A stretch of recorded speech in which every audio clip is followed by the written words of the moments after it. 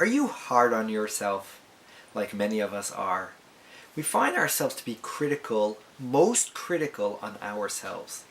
If we don't do what's on our to-do list, we feel unaccomplished, yet we accomplish so much throughout the day, but we still feel unaccomplished. There was a story I once heard of a lady whose sister had a baby, and she took all her sister's children into her own house to take care of the children while her sister was in the hospital. Plus, her parents were coming over because of the great joy and happy time in the family. And she put them up in her house too.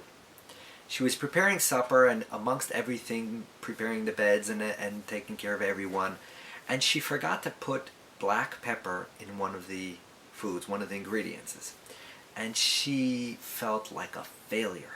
She just said, I can't do it all. I can never be one of those people who do it all.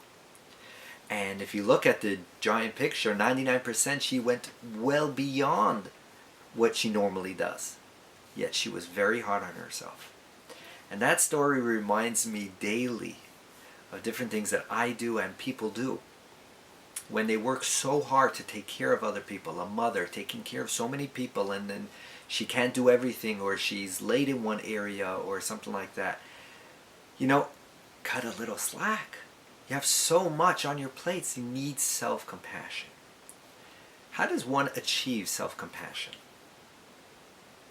One little idea that I'd like to share is, imagine when you're feeling down, you're feeling broken, you're feeling like a loser, you're feeling lost, or whatever it is that you didn't accomplish. You don't feel good.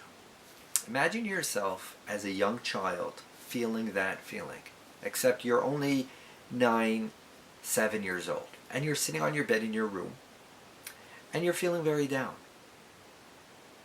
The little you, the big you, the today you, comes into the room and sees the little you on the bed looking all distraught.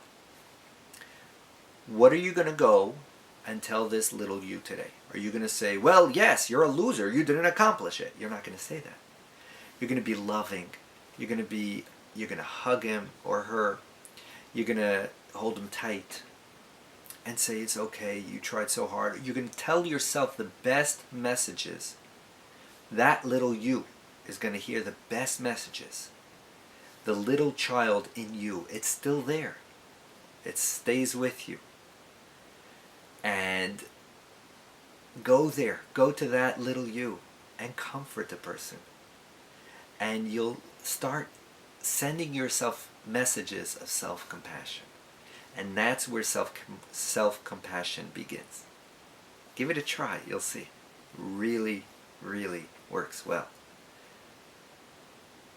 Everyone needs compassion, but it begins with you. Your self-compassion must come first, because otherwise it's not real. Real compassion is when you're able to do it on yourself first, and you're able to really be a compassionate person.